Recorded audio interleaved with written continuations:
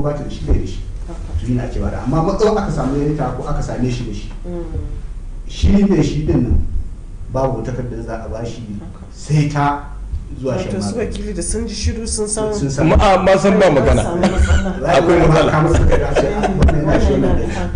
matsawar baka da shi ba za a ba an rike da kenan za a rike shi a sanya shi hanyar da zai je cikin shan magani wanda kawai da shi ka gani yana takardar shi cewa ne zan bai da shi wannan da ya yi wannan tambaya sai yana ganin wannan harka ta gargajiya ce a cikin mutanen mu na gargajiya liman mai unguwa wani bai san karatu ba ta ya za ku gane cewa wannan na dauke da shi wannan bai dauke da shi wato duk hidima ku kuna haɗin dole sai mun yi tare da dole sai mun yi tare da su hukumar lafiya ba ai dole sai mun yi tare da su ai ba zai yi ba ba abin da za a yi dole sai an yi tare da su idan aka zo wajen ku akwai gwaji ya kasance mutum na da shi akwai wasu da sai su zagaye su tafi wani wuri su je can inda ba a damu da sai an ji matsayin mutum kafin a aure ba a daura aure shin wani kokari kuke yi na ganin in dai labari ya zo maku dan wani lokaci an ce labari na koma ma waɗanda suka yi gwaji wani kokari kuke yi na ganin kun dakatar da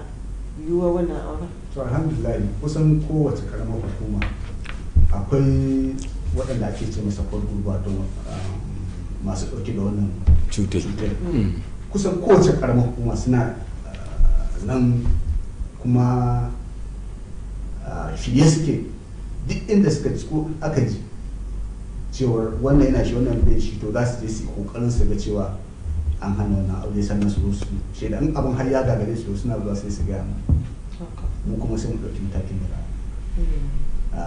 kusan karamar hukuma babu waɗanda ba za a samu waɗanda ake ce masu kudi wato mutane masu ɗauke da wannan cutar sun haɗa kansu suna faɗakarwa suna abin nan kuma duk inda aka samu irin wannan bayanin cewa ga wata ko wani yana ɗauke da wannan cutar zato za su je su ruwa su tsaki sannan su musu mana bayani ga yadda za a yi to kafin mu karkare shirin dakta dama tun a farko an gaya ma masu kallon mu inda na yi maka tambaya na ce waɗanne gwaje-gwaje ne ya kamata a ce an yi kafin aure to tunda kamar yadda ka faɗi akwai waɗanda illa su ta wuce na HIV to yanzu dai kusan in ce shirin namu ya tattauna ne akan abinda cuta mai karya garkuwar jiki yana da kyau kafin mu rufe shirin su ma sauran cututtukan nan a ɗan gaya ma masu kallon mu irin illolinsu da yadda ya kamata su ma kafin a yi aure din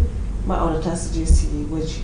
to bari fara da na sikila shi da ita ne cutar sikila gadon ake daga wajen ma'aurata uwa shi yasa akan so a yi wannan gwaji na sikila idan mace tana da AS wato A da S shi ma na da A da S ko AS ke to wato ana ce musu kariya suna dauke da wannan sikila kenan to akwai yiwuwar su samu sikila akwai yiwuwar su samu masu dauke da cutar akwai kuma wanda su dauka noma to shi ya sanya yana da haɗarin gaske da ne a dauka saboda da an haifi yaron nan to har tsawon rayuwa ba yaron ba uwa ba suna cikin saboda mu dai nan a gargajiyance idan aka ce gwaji kafin auren nan shi dai wannan na kanjamau din shi aka fi mai da hankali a kai to kusan kuma in ce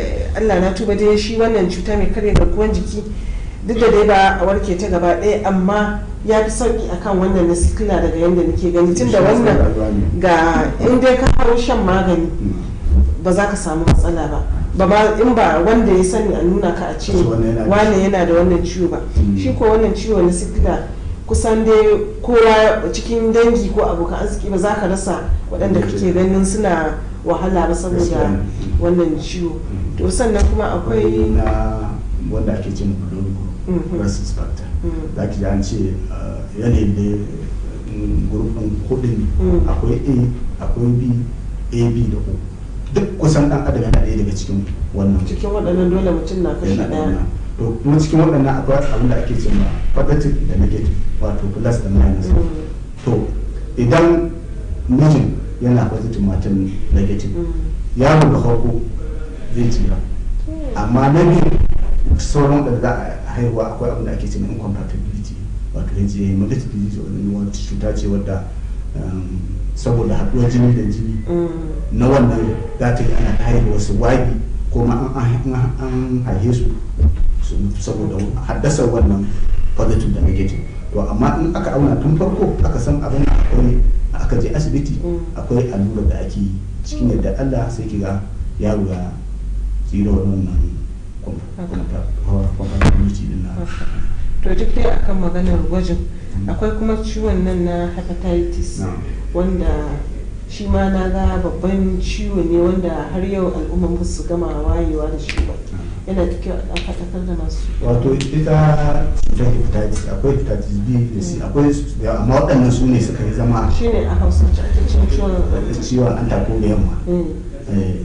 To ita abin da ya sanya ta ƙara yawaita yanzu saboda ma'amalar da yadda ake ɗaukata wanda ke ko mai ruwa ku kai sharin da shi kana iya ɗauka cokali kana iya ɗauka amma ka ga mai HIV dan ka ci abinci da shi ka ga mai cin dan ka ci abinci da mai HIV ba za ka ɗauka ba dan ka sha kofi da mai wannan HIV ba za ka ɗauka ba dan ka sa kayayyakin shi ba za ka ɗauka ba dan kun ka kuna abin nan amma shi wannan cokali din in kuka yi sharin abin da mutum na yi haka ko ruwa shi yasa abin ya yawaita in ka je wajen masu shan a tayi din nan za ka ga ɗauren za a mai ruwa kawai za a tuna wanda ya sha wannan shi yasa ya yawaita wajen ɗauka wannan cututtuka yasa masu abin nan sukan je a yi masu wannan gwajin tun da wuri.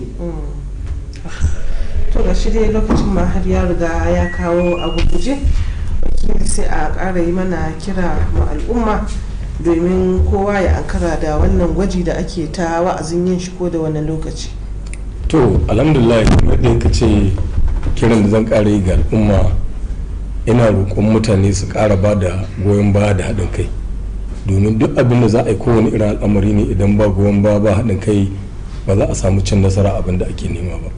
Amma mutane ina kira gare su da Allah kamar da ne bayani da abin da na hidi insha Allahu rabbi mutane su jaraba in sun ga irin wannan matsala su yi yunkuri su ga mai unguwar da ke unguwar nan idan abin ya gagara su nemi wakilin da ke area su je sanar da shi ai taimako ne za su shi ma in ya gagara sun ga wakilin bai wani abu a nihi magajin gari a je a gaya mai ofis din shi na nan buɗe take ko dare ko rana da su da yake da matsala ka je ka hide ta za a saurare ka kuma za a bincika wace unguwa ce kuma za a ga wani mataki ya kamata a ɗauka ba za a kyale ba so duk abin da za a kyale wanda zai cuta ma al'umma ba shi ake fata ba a fata abin da zai cuta ma al'umma kullum abin da ake fata abin da al'umma za ta zauna lafiya kuma kamar yadda yake magana da kuma yadda yake maganganu da tambayar da yake kai wajen dokta su sun sani duk wani abin da zai taso bakin gwargwado sai haɗa shi ake da mu masarauta da shi da mu ake yin shi yanzu nan lokacin da aka zo aka samu wannan abin na covid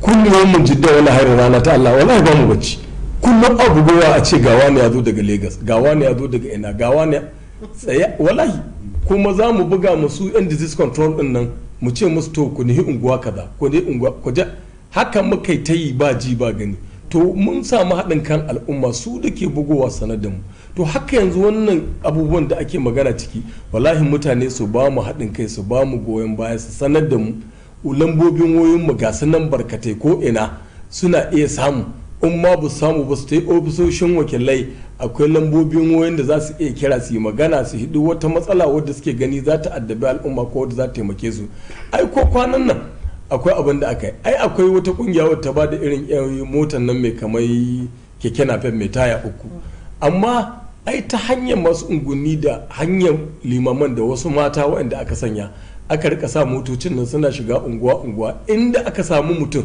wanda bai da galihu bai da yadda za a yi ɗauki mace ya kai ta asibiti bai da hanyar da zai bi hannun bobin waya sai da aka sa motocin nan mutum ya buga a tada motar nan a je a ɗauki matai a kai ta asibiti in dai magana haihuwa ce duk ta hanyar al'umma su wa'ancan ƙungiyoyi suka kawo wannan to kuma al'umman nan ina so su gane cewa wa'in tafiya ta su huci don haka muna fata Allah ya ba mu lafiya Allah sa al'umma su hankalta kuma su gane abin da ake ni kuma su ba da goyon baya Allah ya ba mu dawwammamen zaman lafiya ya sauke mana dukkan waɗannan cututtuka ma inda ake hawata da su assalamu alaikum nagode ta masu kallon mu a nan muka kawo ƙarshen shirin dan iyalanku na wannan sati a mamadin bakinmu da muka gabatar da shirin gabaki ɗaya wato dr abdulrashid ibrahim dirma da kuma shi wakilin kudu da dukkan abokanan aiki da suka taimaka wannan shiri ya zo muku ni hasana aminu malumfashi da na gabatar nake cewa mu kasance lafiya sai wani sati idan allah ya kai mu.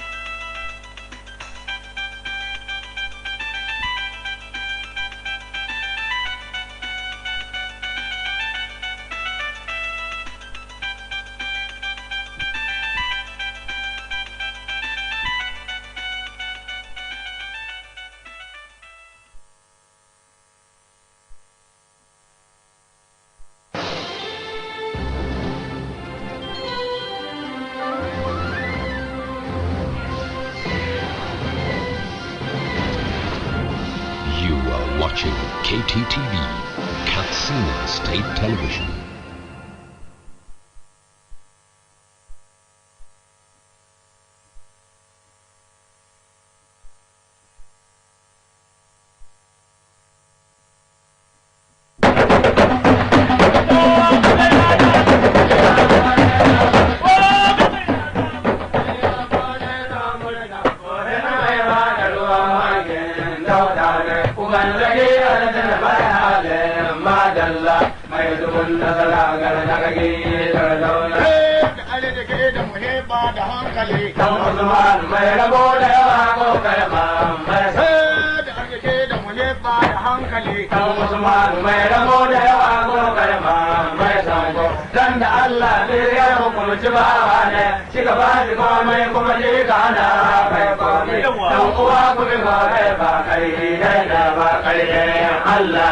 Ko cikin daji ƙarfi ne a kara babu can baba amadu mai girma ya zo alhaji kawo da haushi mai taban mamman dallata da hannu ne. Sunana injina Al-Misali, kasance da gidan talabijin ta jihar Katsina don kallon shirye-shirye masu ƙayatarwa. Mu zauna lafiya al'ummar Najeriya baki ɗaya.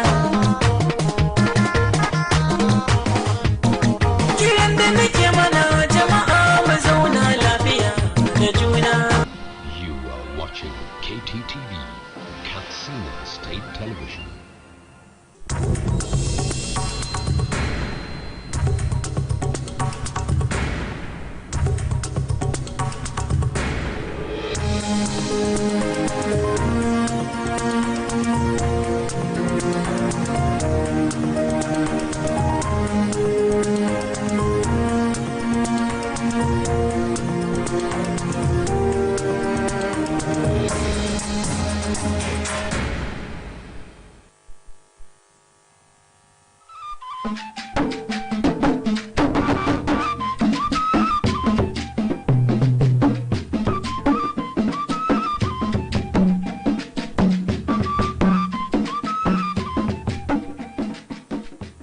Elected Zone A Secretary of the Nigerian Union of Journalists, Comrade Abdullahi Ismayamadi, has expressed appreciation to the union delegate and other stakeholders for their contributions towards the successful conduct of the conference.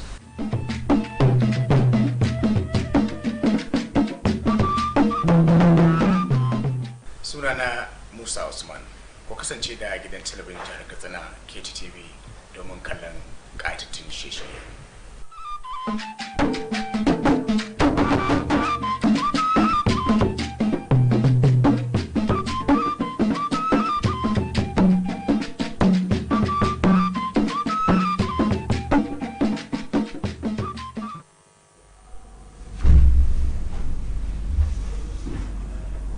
Katsina State College of Nursing and Midwifery wishes to inform all interested and qualified candidates that the sale of online admission forms for entry into basic midwifery and community midwifery programs has commenced on Monday, 30th November 2020, to end on Friday, 1st January 2021.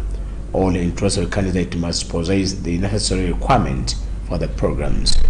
Candidates applying for basic midwifery must have 5 credits in English, mathematics, physics, chemistry, and biology at not more than 2 sittings in WAEC and NECO, but 1 sitting in NAFTEV. While for community midwifery, the candidate must have 5 credits, including English, mathematics, biology, and any one of the chemistry or physics in WAEC and NECO at not more than 2 sittings, but 1 sitting in NAFTEV. The combination of WAEC and NECO, WAEC and WAEC, or NECO and NECO is acceptable, but NAFTEV cannot be combined with WAEC or NECO or another NAFTEV. For details, applicants should visit the website of the college, www.namcat.edu.ng. Signed, Management.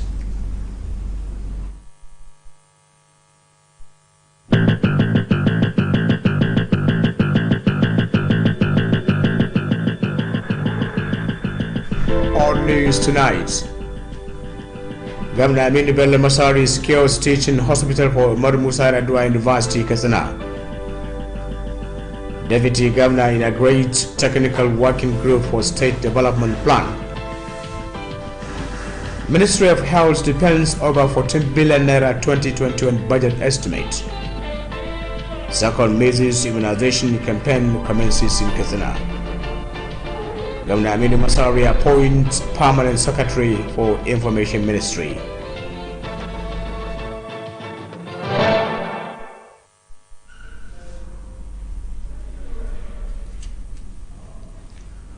Hello viewers, a very good evening to you and thanks for joining us on News Tonight. I am Musa Usman. Federal Minister of Health has granted approval for Katsina State Government to use Federal Medical Center Katsina's Umar Musa Yar'Adua University Teaching Hospital. A memorandum of understanding was signed to that effect between Governor Aminu Bello Masari on behalf of Katsina State Government and Minister of Health Dr. Osage Ihanere on behalf of the federal government. With this development, Umar Musa Yar'Adua Katsina University will be set for the commencement of medical course in the university. These are the report we brought you in our subsequent bulletin. Governor Aminu Bello Masari has approved the appointment of Hajia Maimuna Leku as permanent secretary in the State Civil Service. This is contained in a press release signed by the Permanent Secretary Administration Office of the Head of Service, Alhaji Usman Isiaku. The release said the new permanent secretary has been posted to the Ministry of Information, Culture and Home Affairs. According to the release, the appointment of Hajia Maimuna Leku was based on dedication, commitment, and track record of service. Until her appointment, Hajia Maimuna Leku was the acting registrar of Katsina State College of Nursing and Midwifery. Katsina State Government, in collaboration with UNICEF, has inaugurated the technical working group for the process of the State Development Plan. The State's Chairing Committee Chairman of the program and the Deputy Governor Haji Maniri Yakubu inaugurated the group at an occasion held at the Conference Hall of Katsina Local Government Service Commission. Correspondent of Usman Salisu reports that the occasion was attended by commissioners, officials of UNICEF, traditional institutions, and other stakeholders. The report. Inaugurating the technical working group, the Chairman State Steering Committee Alhaji Maniri Yakubu, represented by the Secretary to the Government of the State Alhaji Mustafa Muhammad Inwa, described money as a key to achieving meaningful and sustainable development plan. Alhaji Maniri Yakubu charged the inaugurated technical working group to collaborate with stakeholders to have a sustainable plan that will stand with a test of time. He expressed hope that the group will do everything possible to produce a blueprint that will assist for effective policy implementation. The Chief Field Officer of UNICEF in charge of Kanozan, Maulid Warfa, said they were in Katsina to support the state in producing development plans that will last for many years. Maulid Warfa added that the plan will produce 50% of the activities of government planning, adding that the technical group is expected to give the state development plan sector by sector on how base the revenue will be generated. Those inaugurated include Commissioner for Budget and Economic Planning to serve as a chairman, the Chief Field Officer of UNICEF as co-chairman, and the Permanent Secretary, Ministry of Budget and Economic Planning as secretary, as well as all permanent secretaries and other heads of government parastatals to serve as members of the groups. In his remark, the chairman of Technical Working Group and the Commissioner for Budget and Economic Planning, Alhaji Faruq Jobe, said the activities of the group include producing a development plan that will address critical needs of people in the state and engagement of all relevant stakeholders to ensure successful and realistic plan. Alhaji Faruq Jobe assured the determination of the group to put more efforts in producing valuable documents that will address the demand of people as well as roadmap for sustainable development goals. Usman Salisu Gurbi Mikia reporting for KTTV News. Ministry of Health has depended over 14 billion naira capital estimate before the State House of Assembly for the year 2021. The Commissioner of Health, Engineer Yakubu Denja, said over 1.3 billion naira has been estimated as a counterpart funding for the Save 1 Million Lives program. Legislative correspondent Suleiman Gamboko Probay has details. Engineer Yakubu Danja, assisted by the two permanent secretaries of the ministry, Dr. Kabir Mustafa and Hafiz Ilyas Wali, said the 1 billion naira has been proposed for the COVID-19 palliative. The commissioner said 1 billion naira is also expected from the World Bank as COVID-19 support. The executive secretary, Drugs Management Agency, pharmacist Amin Usman Koguna, shed more light on over 1.7 billion naira expenditure for the 2021 budget.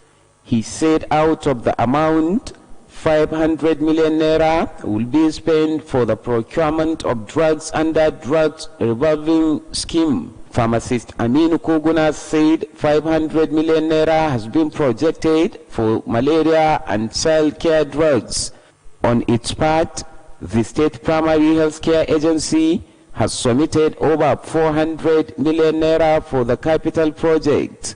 The Executive Secretary of the agency, Dr. Shamsuddin Yahya, defended the estimate. Dr. Shamsuddin said the amount will be used for the construction, renovation and upgrading of facilities at Kusada, Dutse, Mai Adwa, Danja, Kapur, Jikamshi, Jibiya, Safana and Charanch local governments. Similarly, the General Manager Health Care Services Management Board, Dr. Abdul Jalil Umar Abdullahi, has briefed the House Committee on over 1.5 billion naira to be spent by the board next year. Dr. Abdul Jalil Umar Abdullahi said the board has lined up many activities, including purchase of drugs, facility management, registration and licensing of new qualified doctors. The State Agency for the Control of AIDS, on its part, proposed over 1.1 billion naira for its activities in the year 2021. The Executive Secretary of the agency, Dr. Buhari Suleiman, said the amount will be used for the procurement of drugs.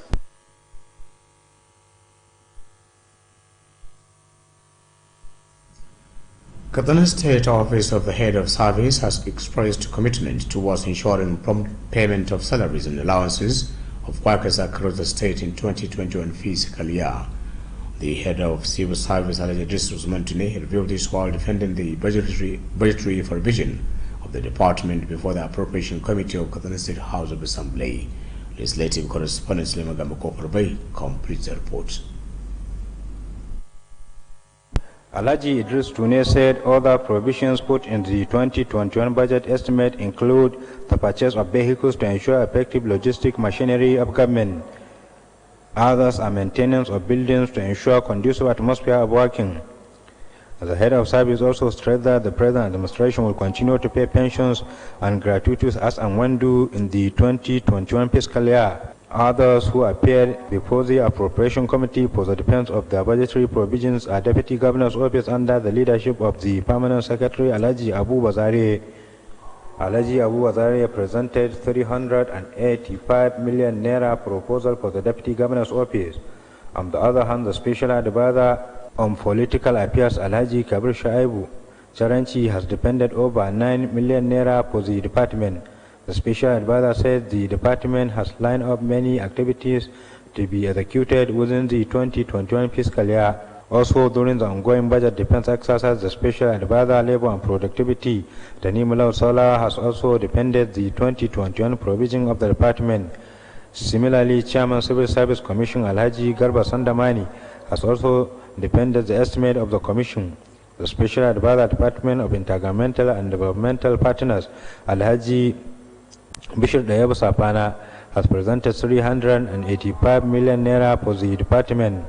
Some of the projects to be executed within the 2021 fiscal year include repairs of Deputy Governor's Lodge, Abuja, renovations and repairs of Governor's Lodge, Abuja, as well as maintenance of Governor's and Deputy Governor's Lodge at Kaduna, among others. Speaking shortly after defending their budget proposal, the head of service, Idris Usman Tune, as well as the Permanent Secretary, Deputy Governor's Office, Alhaji Abu Azari, expressed gratitude to the Appropriation Committee over the reception accorded them during the budget defense exercise. From Katsina State House of Assembly, Suleiman Gambako Parbai reporting. Katsina State government has trained 2,092 staff at home and abroad from 2015 to date. The head of civil service of the state, Alhaji Idris Usman Tune, confirmed this during the opening of a 2-day workshop on ethics and procedures in public service. The workshop was organized by the Department of Establishment, Pension and Training in collaboration with E-Content, Knowledge and Management Limited. Correspondent Ahmed Mukhtar Usman has more on the story. The theme of the workshop is implication of oath of secrecy in the conduct of government business, and was attended by 50 directors from ministries, departments and agencies.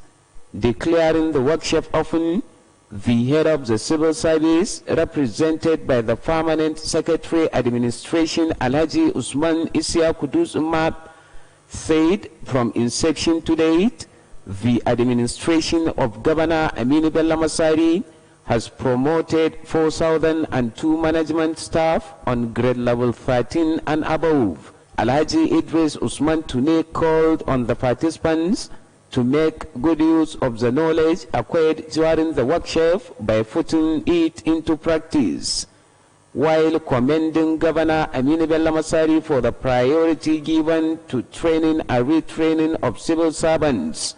Said the sum of over 300 million has been spent to that effect.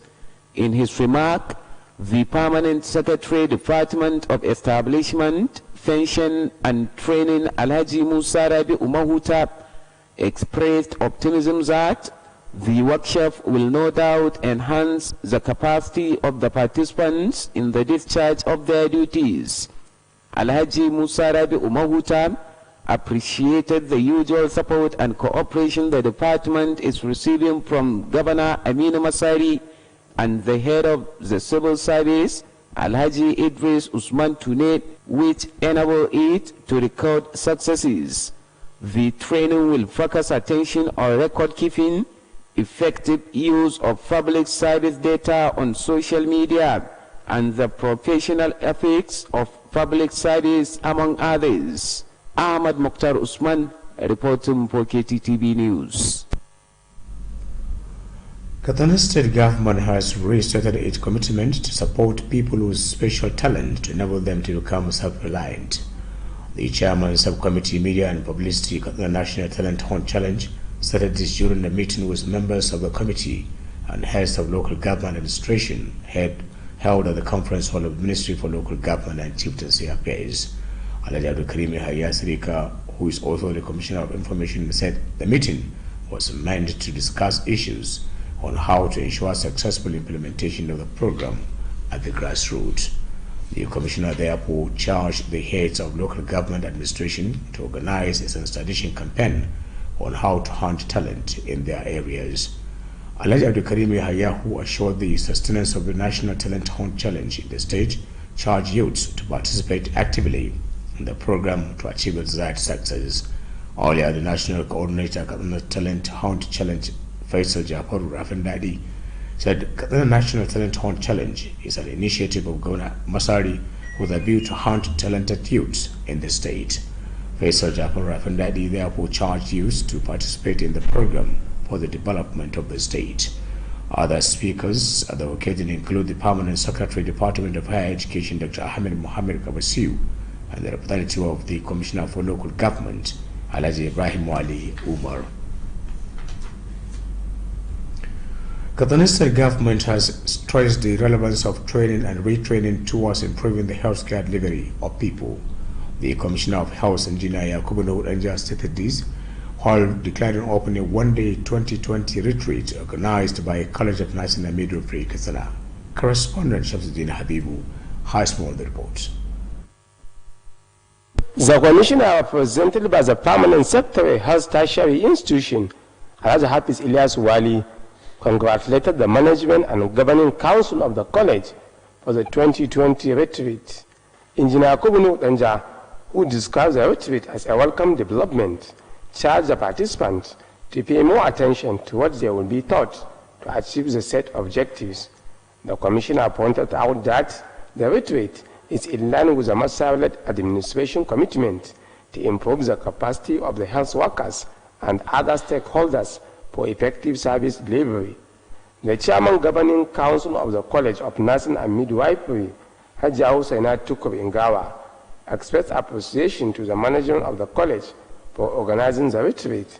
Hajia Husaina Tukur Ingawa expressed optimism that the retreat will assist in improving the capacity of the management staff and the members of the governing council to move the college and the health sector forward.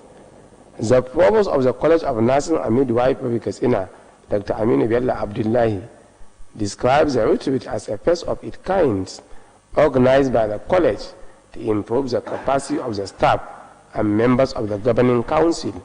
Dr. Aminu Bello said the 2020 retreat was organized to enhance the capacity of the senior management staff, members of the governing council, and other stakeholders with a view to contributing to the development of the college.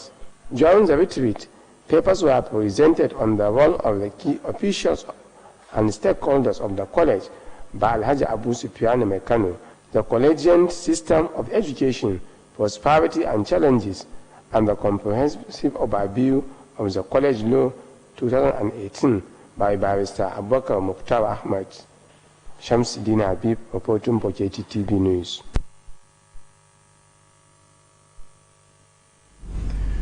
The Commissioner of Health, Engineer Yakubu Anja, has called on parents to attend health facilities across the state to benefit from the various health care programs. Engineer Yakubu Anja made the call while flagging of the measles immunization campaign at maternal and child clinic during El Hidda in Katsina Metropolis. Our respondent, Shamsuddin Habibu, completes the report. The Commissioner, represented by the Executive Secretary, State Primary Healthcare Agency, Dr. Shamsuddin Aya, explained that the program is part of the current state administration commitment to improve the healthcare delivery of people, especially that of women and children. Engineer Yakubu Anja noted with satisfaction the preparation made by the State Primary Healthcare Agency and other stakeholders towards the success of the 5-day exercise. The Commissioner appreciated the support of the international development partners toward improving the healthcare delivery of people and assured the state government more commitment in that regard. Engineer Yakubu Anja called on the health personnel conducting the exercise to intensify effort to achieve the desired success. The Executive Secretary, State Primary Healthcare Agency, Dr. Shamsuddin Aya, represented by the Director of Primary Healthcare, Dr. Nafisa Saninas, said the introduction of the second measles vaccination is aimed at covering children between 15 months to 2 years for the prevention against measles and other child-killer diseases. Dr. Shamsuddin Aya called on nursing mothers to visit the nearest health facilities to benefit with the exercise and other routine immunizations program. Other speakers at the occasion include representatives of National Primary Health Care Development Agency, UNICEF, WHO, and that of Magajin Garin Katsina. Highlights of the occasion include rally started from Tunin El Hidda and terminated at Popasowo in Katsina Metropolis by the officials to conduct the exercise. Shamsuddin Habib reporting for KTTV News. The State Office of the National Orientation Agency NOAA has organized a sensitization campaign on various federal government policies at Ndagoro and Batagara local government area. The program held at the residence of Magaji Ndagoro was attended by traditional rulers, religious leaders, land dealers, and other stakeholders. Speaking at the occasion, the NOAA State Director Alhaji Haya Adamu said the program followed a directive from the National Office of the agency on the need to enlighten the public on the government policies and programs. According to him, the campaign centered on security challenges, coronavirus pandemic, and the increase in petroleum price. Alhaji Yahya Adamu called on people to be security conscious and continue praying for peace and development. Magaji Ndagoro Alhaji Mutaka Amman expressed appreciation to NOAA for the sensitization program and assured of the traditional rulers' continued support to the government policies and programs. Alhaji Mutaka Amman explained that the community has a security committee constituted to promote peaceful coexistence. During the program, participants offered suggestions and contributions on how best to achieve the set objectives. Kaduna State government has restored the problem of power supply in Mani town and its environs. KTTV correspondent who visited the area reports that the people of the area have for long been experiencing instant power outrage. Later the report will be brought to you from our studio. Aminu Bello Masawi has fulfilled his campaign promises to Mani community by ensuring the restoration of the power supply. The chairman Mani Development Forum, Alhaji Muhammad Gali Haruna, commended the Masawi administration for the gesture. He said, people of Mani local government had never had it so good like during the administration of Governor Aminu Bello Masawi. Alhaji Muhammad Gali Haruna appealed to the state government to restore the damaged semi-urban water supply scheme, which is also not functional for over 10 years. The public relations officer of the forum, Malam Muhammad Walid Tukur, says the forum had worked day and night to intimate the government on the need to restore the power supply. Malam Muhammad Walid Tukur stated that with the restoration of the power supply, more entrepreneurs have improved significantly to enhance socio-economic well-being of people in the area. The public relations officer assured the support of the forum to all government policies and programs. The chairman of Mani local government chapter of the Welders and Fabricators Association, Malam Lawal Abdullahi Jani, says he is now working day and night due to the improvement of the power supply in the area. That ends the report.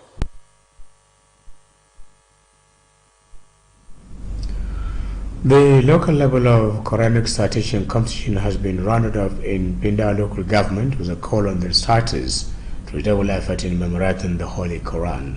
Speaking at the occasion, the Education Secretary of the area, Alhaji Nuruddin Yusuf Bindawa, expressed appreciation over the performance of the reciters. Alhaji Nuruddin Yusuf called on them to intensify effort to make the local government proud during the zonal level of the competition. The Education Secretary charged parents to enroll their children to acquire Islamic and Western education for the overall development of the area. The chairman of the Quranic citation competition, Alhaji Tasu Abubakar, said the competition was participated by pupils from various Islamic schools in the area. The Yusuf and Katsina District Head of Bindao, Alhaji Muhammad Bello Usman, commended the Quranic citation committee for its commitment towards propagating Islamic-related programs. Highlight of the occasion include presentation of prizes to the winners of the various categories of the competition. And with that, we conclude news tonight from our news desk. Thanks for watching and stay tuned.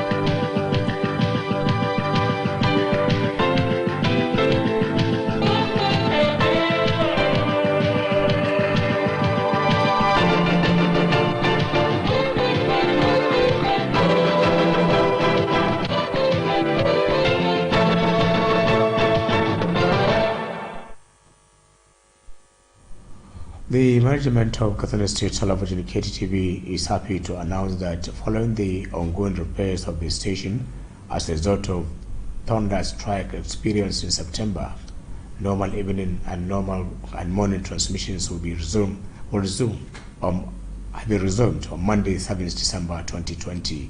Similarly, as part of the achievement being recorded on the repairs, viewers all over the globe can read and watch KTTV programs as well as live news by simply doing the following: visiting KTTV website www.kttvkatsina.com, download KTTV Android application on Play Store by logging KTTV Katsina, visiting KTTV Facebook page Katsina State Television Service, subscribing to KTTV YouTube channel Katsina State Television Service, Twitter at KTTV Katsina. Signed, Sani Garba Kulungafa, General Manager, KTTV. Hukumar gudanarwar gidan talabijin jihar Katsina wato KTV na farin cikin shaidawa ɗimbin masu kallon shi cewa a sakamakon cigaban da aka samu na wajen gyare-gyaren da gwamnatin jihar ke yi na kayayyakin da suka lalace da aka sami lamarin tsawa a lokacin da ake ruwan sama a watan Satumba. Yanzu za a da an dawo da shirye-shiryen na tashar kamar da aka saba a da, shirin yammaci zuwa dare da kuma shirin safe daga ranar Litinin 7 ga watan Disambar shekarar 2020. Haka kuma a ci gaba da aka samu wajen gyare-gyaren, yanzu ɗimbin masu kallon tashar a duk faɗin duniya na iya ganin shirye-shiryen tashar da samun wato labarai kai tsaye ta hanyar ziyartar shafin yanar gizo na tashar www.kttvkatsina.com, sauke manhajar KTTV a wayoyin Android ta hanyar sanya KTTV Katsina a cikin Play Store, ziyartar shafin KTTV na Facebook ta hanyar sanya Katsina State Television Service, ziyartar KTTV channel a YouTube ta hanyar sanya Katsina State Television Service, ziyartar shafin KTTV na Twitter at KTTV Katsina. Sanarwa daga Sani Garba Kulungafa, shugaban gidan talabijin na jihar Katsina, KTTV.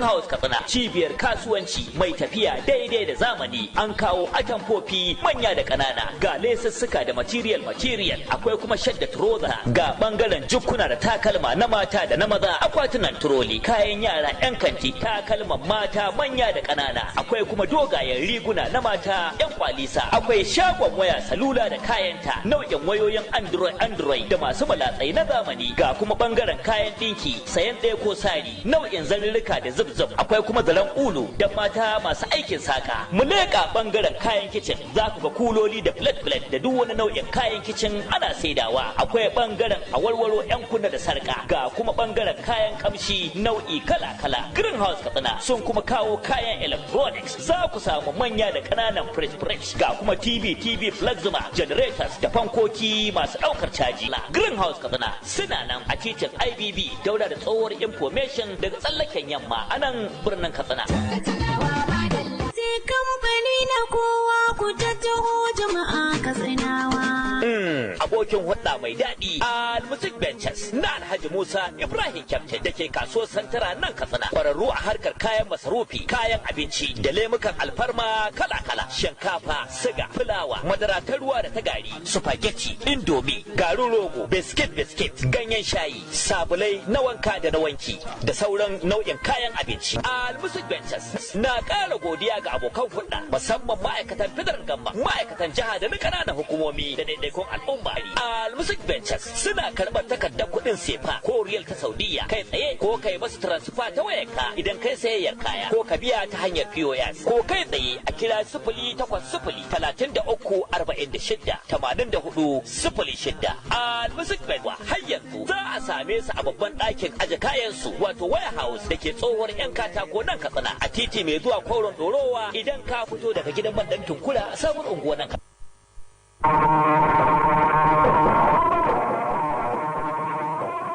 A labaran namu na daren yau, gwamna Aminu Bello Masari ya samarwa jami'ar Umar Musa Yar'adua asibitin koyarwa. Mataimakin gwamna ya kaddamar da kwamitin da zai gudanar da aikin samar da tsare-tsaren cigaban jihar nan. Ma'aikatar lafiya ta kare sama da naira biliyan 14 a matsayin kiyasin kasafin kudinta na shekarar 2021. an fara gudanar da gangamin allurar rigakafin kyanda kashi na 2 a Katsina. A kazalika gwamna Aminu Bello Masari ya nada babbar sakatariya a ma'aikatar yada labaru.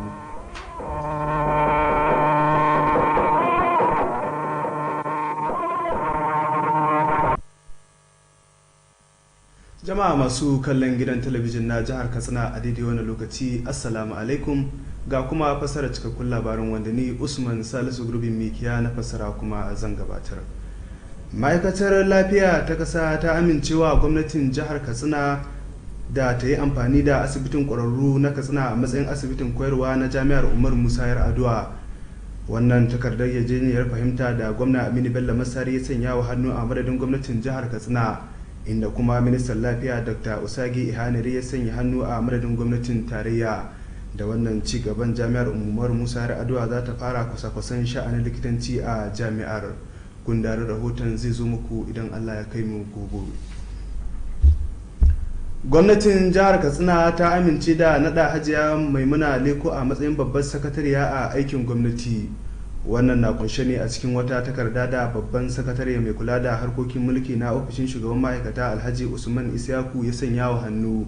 Sanarwar ta ce sabuwar babbar sakatare an tura ta ma'aikatar yada labaru, al'adu da harkokin cikin gida. A cewar sanarwar, nada Hajiya Maimuna Leko ya biyo bayan irin namijin kokarinta da juriya gami da irin nasarorin da ta cimmawa. Kafin nada ta mukamin, Hajiya Maimuna Leko ta kasance mukaddashin magatakardar kwalejin jinya ce ta jiha. Gwamnatin jihar Katsina haɗin gwiwa da hukumar kula da ci gaban yara ta Majalisar Ɗinkin Duniya wato UNICEF ta kaddamar da kwamitin da zai yi aiki domin samar da hanyoyin tsare-tsaren ci gaban jihar nan.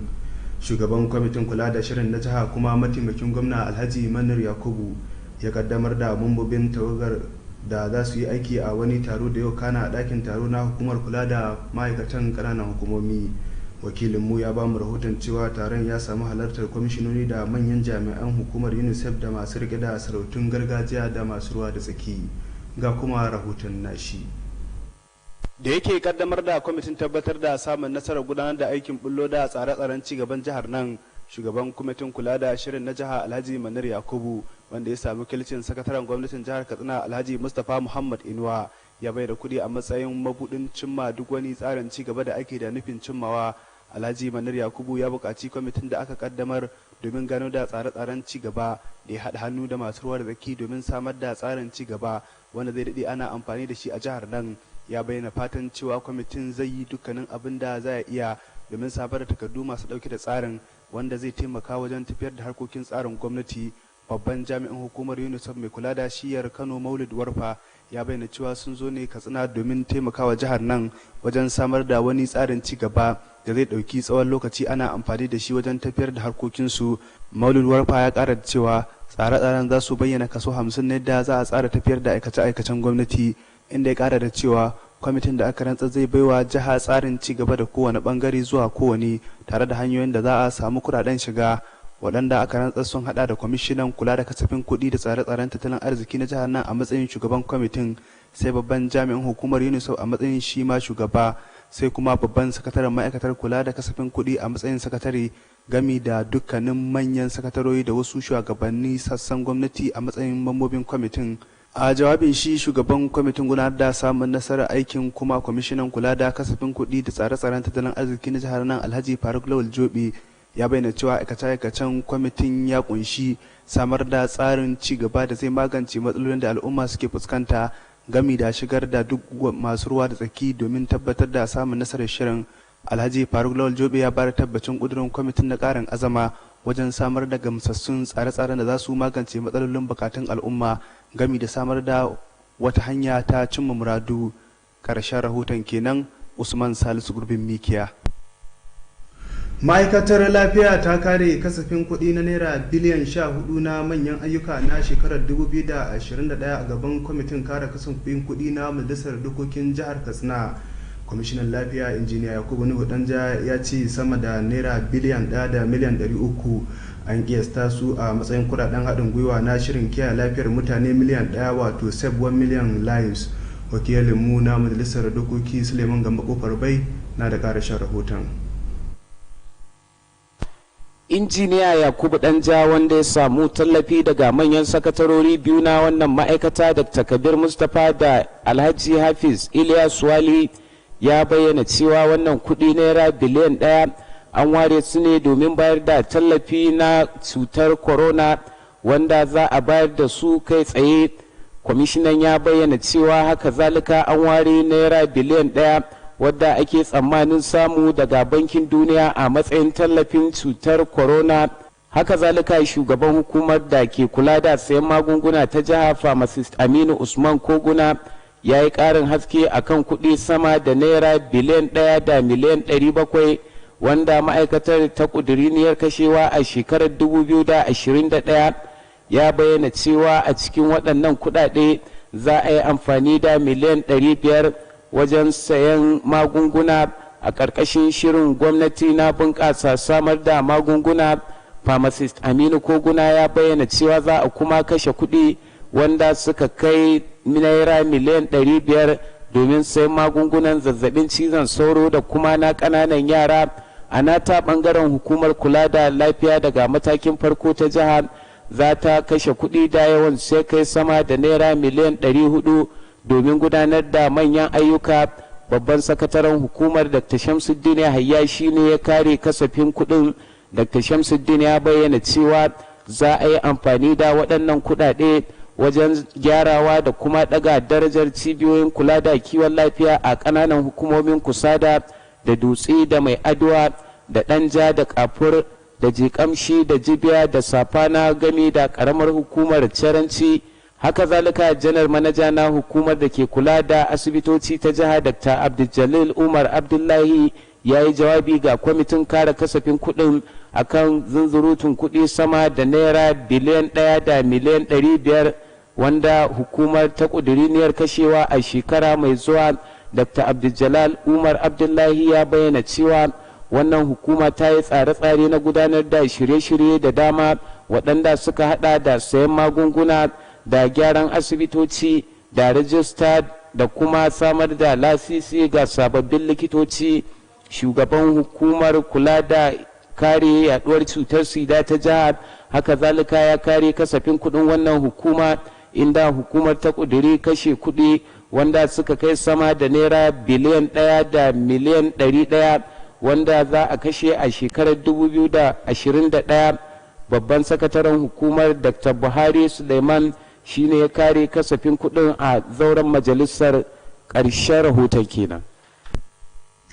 Ofishin shugaban ma'aikata na jihar Katsina ya bayyana kudurin shi na tabbatar da biyan albashi da alawus na ma'aikata a fadin jihar nan a shekara 2021.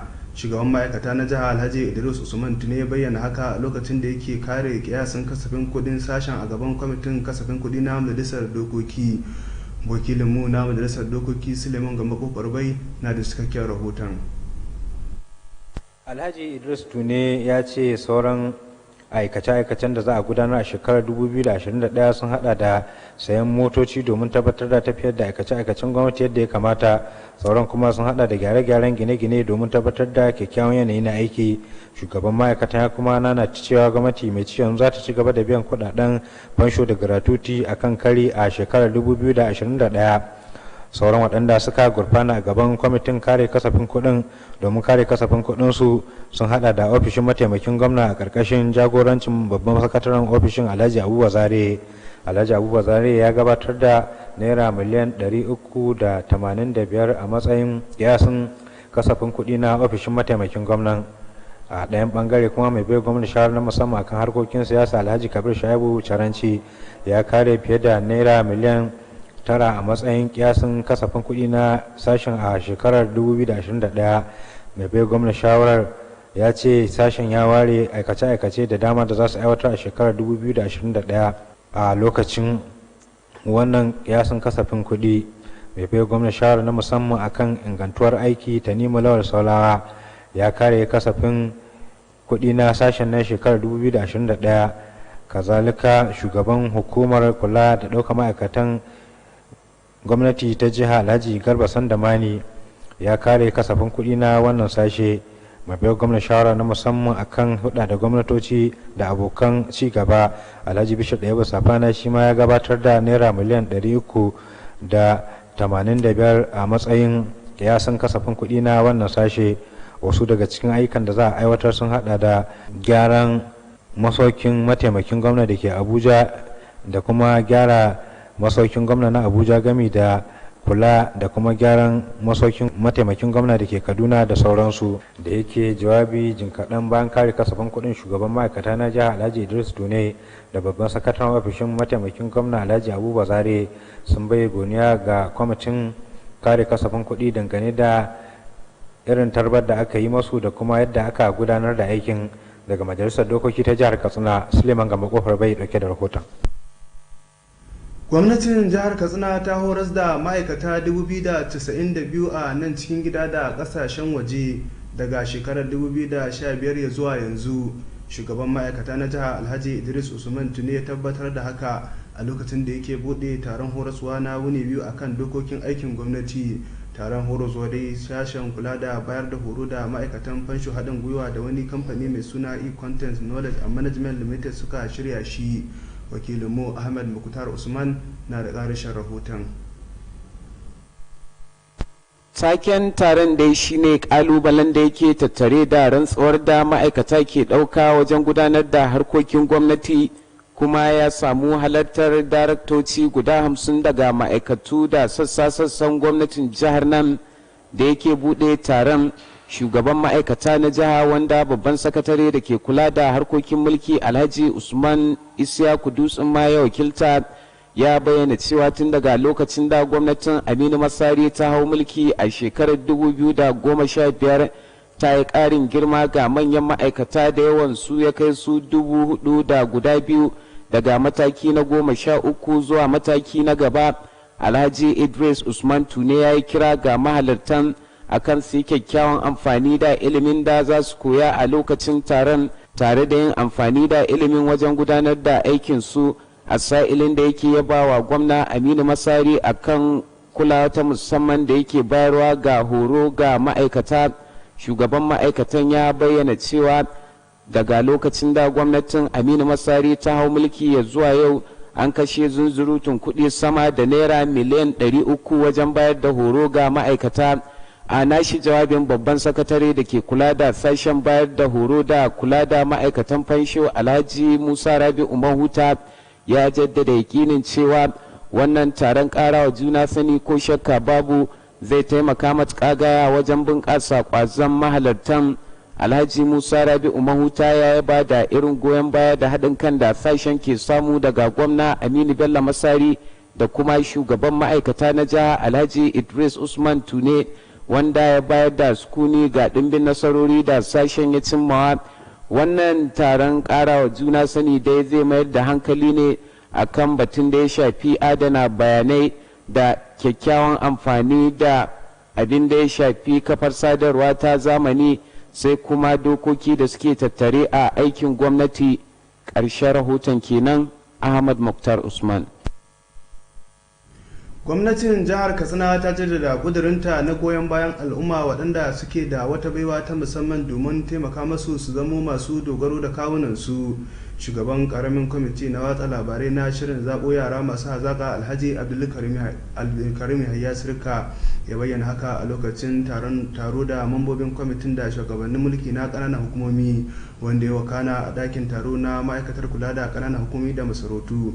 Alhaji Abdulkarim Hayya Sirka, wanda kuma shine kwamishinan yaɗa labaru, ya ce taron na da manufar tattaunawa wasu al'amura domin samun nasarar gudanar da shirin tun a matakin farko. Kwamishinan ya buƙaci shugabannin mulki na ƙananan hukumomi da su shirya gangamin wayar da kai domin nemo matasa masu basira a yankunan su.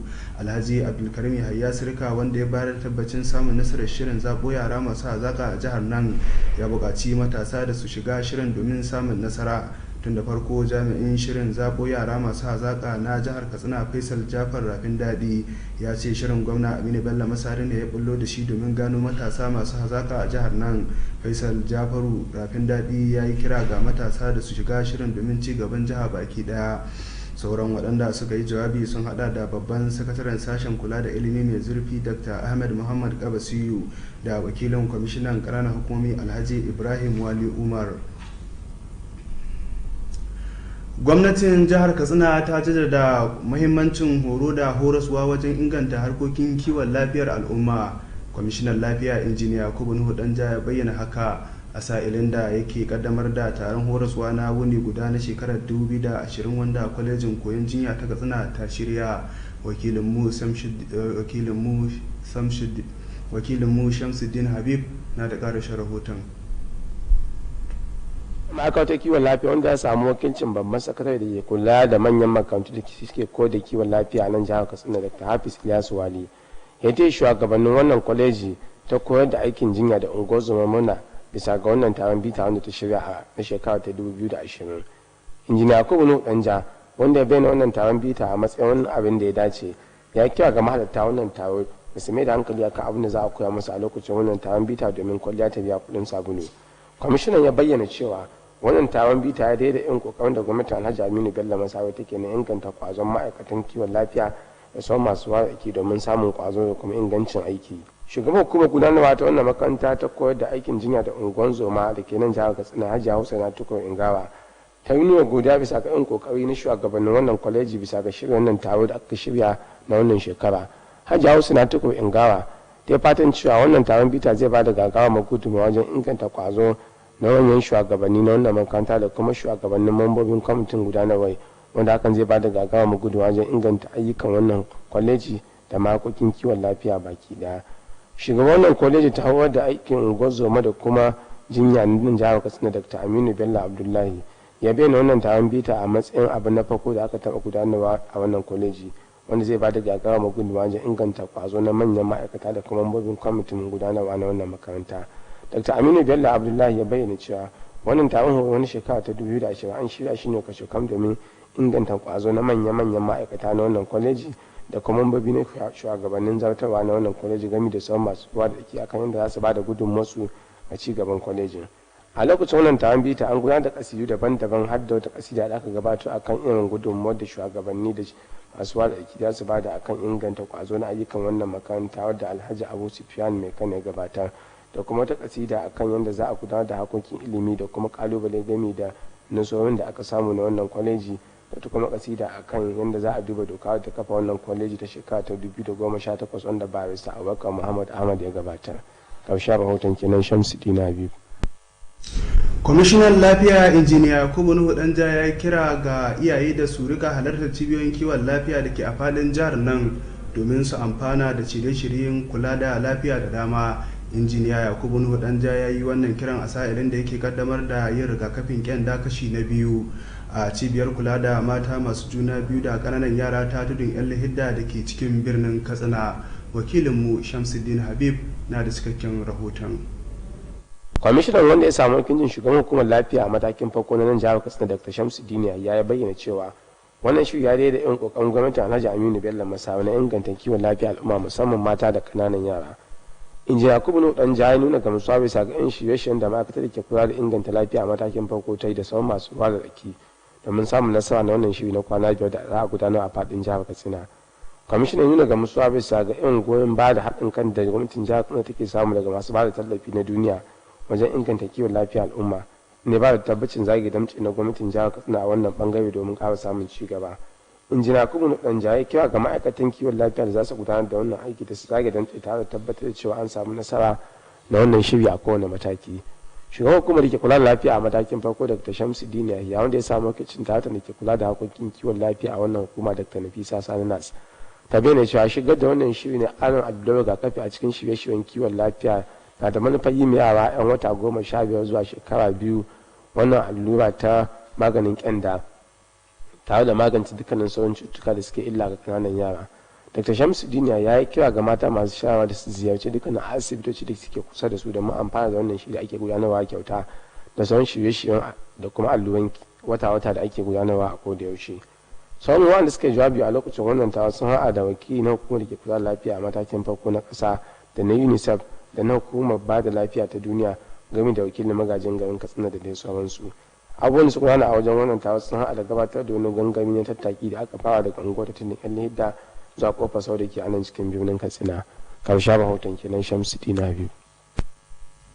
Ofishin hukumar kula da gyaran aƙida ta ƙasa reshen jihar Katsina wato NOA ta shirya gangamin wayar da kai akan shirye-shirye da tsare-tsaren gwamnatin tarayya a garin Dandagoro da ke karamar hukumar Batagarawa. Taron gangamin wayar da kan ya gudana a gidan magajin Dandagoro inda ya sami wakilcin masu rike da sarautun gargajiya da shugabannin al'umma gami da sauran masu ruwa da tsaki. Da yake jawabi a lokacin taron, daraktan hukumar gyaran aƙida ta jiha Alhaji Hayya Adamu ya bayyana cewa an shirya taron biyo bayan umarni da ga ofishin hukumar na ƙasa akan buƙatar da ke akwai na wayar da kan al'umma na shirye-shirye da tsare-tsaren gwamnati. A cewar shi, gangamin wayar da kan ya mai da hankali ne akan matsalar tsaro da annobar corona gami da ƙarin kuɗin man fetur. Alhaji Hayya Adamu ya yi kira ga al'umma da su zama masu kula akan tsaro tare da ci gaba da addu'ar zaman lafiya da ci gaba a ƙasar nan. Magajin Dandagoro Alhaji Muttaka Mamman ya bayyana farin cikinsa ga hukumar gyaran da ta shirya gangamin wayar da kan, sai ya ba da tabbacin kudurin masu rike da sarautun gargajiya na yankin na bayar da goyon baya ga shirye-shirye da tsare-tsaren gwamnati. Alhaji Muttaka Mamman ya bayyana cewa al'ummar yankin na da kwamitin tsaro da aka sanya domin inganta zaman lafiya a yankin. A lokacin taron, mahalarta taron sun bayar da shawarwari da gudunmuwa akan yadda za a cimma nasarori. Gwamnatin jihar Katsina ta gyara matsalar wutar lantarki a garin Mani da kewayen shi. Wakilin gidan talabijin wanda ya ziyarci yankin ya ba mu rahoton cewa al'ummar yankin sun daɗe tsawon lokaci suna fama da matsalar wutar lantarki, sai a wannan lokacin da aka gyara masu. Ga ci gaban rahoton daga ɗakin mu na shirya labaru. Gwamnan jihar Katsina Alhaji Aminu Bello Masau ya cika alƙawarin shi na gyara wutar lantarki da ya a hukumar Mani da kewaye sakamakon ziyarar da ya kai a karamar hukuma. Gwamnan jihar Katsina Alhaji Aminu Bello Masa ya cika alƙawari da a lokacin yakin neman zaɓe na gyara wuta a cikin garin na Mani da kewayen shi. Shugaban ƙungiyar cigaba al'ummomi na karamar hukumar ta Mani Alhaji Muhammad Gali Haruna ya ba mu ƙoƙarin gwamnatin jihar Katsina ƙarshen jagorancin Alhaji Aminu Bello Masa bisa ga wannan karamci. Ya bayyana cewa al'ummar da ke a karamar hukumar ta Mani ba su taɓa samun roman demokaradiyya ba kamar wannan lokaci na mulkin gwamnan jihar Katsina Alhaji Aminu Bello Masari. Alhaji Muhammad Gali Haruna sai ya roƙo ga gwamnatin jihar Katsina da ta gyara masu wajen samar da ruwan sha na matsakaitan birane, wanda ya bayyana cewa a halin da ake ciki yanzu sama ga shekara 10 baya ba da ruwa a yankin. Jami'in huɗa jama'a na wannan kungiya ta ci gaba al'ummomin karamar hukumar Mani Malam Muhammad Walid Tukur ya bayyana cewa wannan kungiya ta yi aiki dare da rana domin faɗakar da gwamnatin jihar Katsina kan buƙatar da ke akwai na a gyara wutar lantarki a cikin garin na Mani. Malam Muhammad Walid Tukur ya bayyana cewa da gyara wutar lantarki da aka yi an ƙara samun mutane masu gudanar da harkokin kasuwanci da ya shafi sana'o'i daban-daban a halin da ake cikin yanzu, da hakan zai ba da gudunmawa wajen bunƙasa harkokin tattalin arzikin al'ummomin yankin. Jami'in hutsar jama'a na wannan kungiya sai ba da tabbacin ci gaba da ba gwamnati dukkanin goyon ba a cikin shirye-shiryenta da kuma tsare-tsare. Shugaban kungiyar masu walda na karamar hukumar ta Maniya Malam Lawal Abdullahi ya bayyana cewa halin da ake cikin yana gudanar da aikin shi sana'ar walda da daddare da kuma da rana sakamakon wannan gyaran wutar lantarki da aka yi a yankin na karamar hukumar tamani. A rahoton kenan. An kammala gasar karatun alkur'ani mai girma a karamar hukumar Bindawa tare da kira ga makarantun da su ƙara kwazo domin haddace alkur'ani mai girma. Da yake jawabi a lokacin taron, sakataren ilimi na yankin Alhaji Nuruddin Yusuf Bindawa ya bayyana farin cikinsa akan kwazon masu karatun. Alhaji Nuruddin Yusuf ya yi kira a gare su da su ƙara kokari domin karamar hukumar ta yi alfahari da su a lokacin gasar ta shiya. Sakataren ilimin ya yi kira ga iyaye da su sanya 'ya'yansu makaranta domin su samu ilimin addini da zamani domin ci gaban yankin. Shugaban gasar karatun alkur'ani Alhaji Taso Abubakar ya ce ɗalibai da dama daga islamiyu sun shiga gasar a yankin. Dan Yusufan Katsina hakimin Bindawa Alhaji Muhammad Bello Usman ya yaba wa kwamitin gasar alkur'ani wajen ci gaban shirye-shirye na addinin musulunci. Abubuwan da suka wakana a lokacin taron sun hada da bayar da kyautuka ga waɗanda suka yi nasara a bangarori da dama na gasar. Masu kallon mu daga wannan labarin kawo ƙarshen labaran namu, amma kada amince za a iya ziyartar mu a shafinmu na YouTube domin kallon waɗannan labaran idan aka rubuta Katsina State Television. Hakanan kuma za a iya sauke manhajar mu a Play Store idan aka danna KTTV Katsina domin karanta dukkanin labaran da kuka ji. Hakanan kuma za ku iya ziyartar mu a shafinmu na Facebook idan aka rubuta Katsina State Television Service da sauran kafofin yada labaru. mu kwana lafiya. Allah ya ba mu albarkacin wannan rana, amin.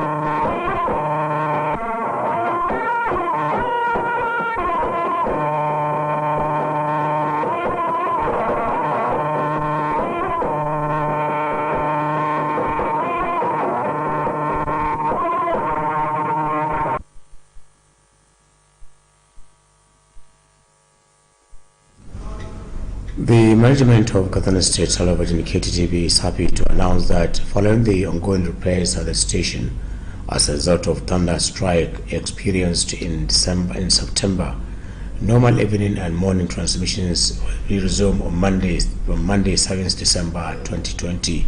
Similarly, as part of the achievement being recorded on the repairs, viewers all over the globe can read and watch KTTV programs as well as live news by simply doing the followings: visiting KTTV website www.kttv.com, download KTTV Android application on Play Store by logging KTTV Katsina, visiting KTTV Facebook page Katsina State Television Service, subscribing to KTTV YouTube channel Katsina State Television Service, Twitter @KTTV Katsina. Signed, Sanigar Kurungafa, General Manager KTTV.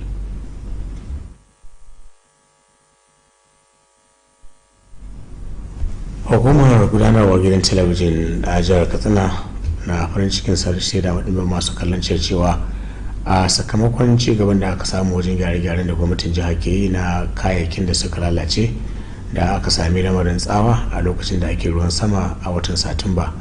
Yanzu an dawo da shirin na tashar kamar yadda aka saba a da, shirin yammaci zuwa dare da kuma shirin safe daga ranar Litinin 7 ga wannan wata da muke ciki na Disamba shekarar 2020. har kuma a ci gaban da aka samu wajen gyare-gyaren, yanzu ɗimbin masu kallon tashar a duk faɗin duniya na iya ganin shirye-shiryen tashar da wato samun labarai kai tsaye ta hanyar ziyartar shafin yanar gizo na tashar www.kttv.com, sauke manhajar KTTV a wayoyin Android ta hanyar sanya KTTV Katsina a cikin Play Store, ziyartar shafin KTTV na Facebook ta hanyar sanya Katsina State Television Service, ziyartar KTTV channel a YouTube ta hanyar sanya Katsina State Television Service, ziyartar shafin KTTV na Twitter @KTTV Katsina. Sanarwa daga Sani Garba Kurungafa, shugaban gidan talabijin jihar Katsina KTTV.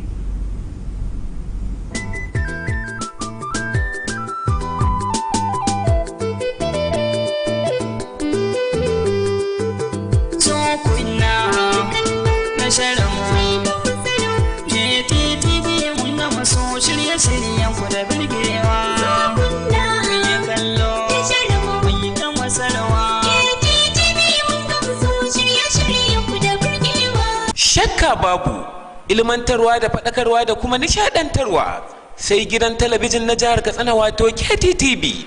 Ku ci gaba da kasancewa da mu. KTTV mun ga maso shirye-shiryen ku da birgewa.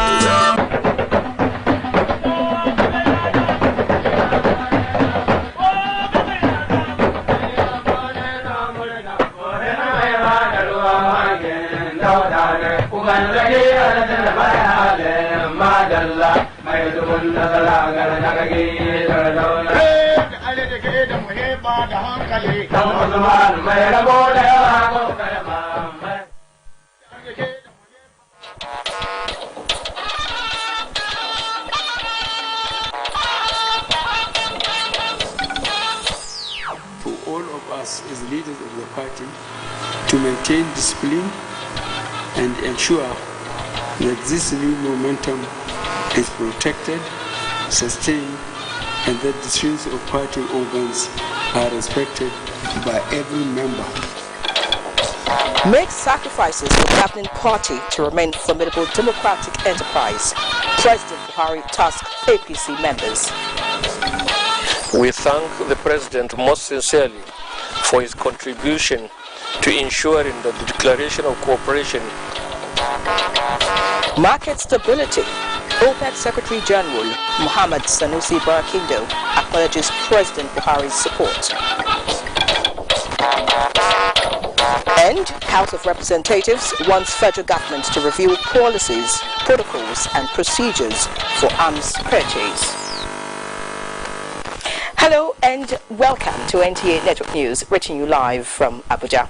I'm Ian Ray John. The two is in our Lagos studio and Agatha will be reading from Benin. Thank you for joining us.